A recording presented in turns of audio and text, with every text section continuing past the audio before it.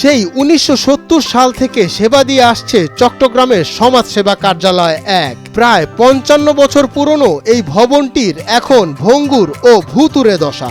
বেশ কিছু অংশে দেখা যায় ফাটলের চিহ্ন, আর বাকি ভবন বলা যায় ধ্বংসস্তূপ, যেন এখনই ভেঙে পড়বে।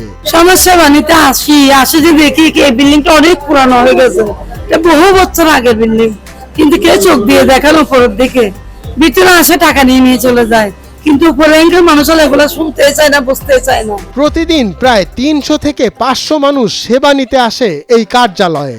সাধারণ ফ্যানের দিন শেষ, আকিস ফ্যানে বাংলাদেশ। আগত সেবা গ্রহীতারাও ভয়ে থাকে এই ভবনের ঝুঁকিপূর্ণ অবস্থা দেখে।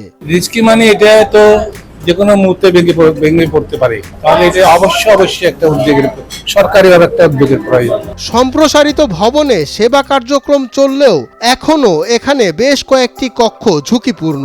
ক্যামেরার সামনে কথা না বলা কয়েকজন কর্মকর্তা জানান, অনেক চেষ্টার পর 2020-2021 সালে একটি নতুন ভবনের অনুমোদন পেলেও এখনো পাস হয়নি বিল।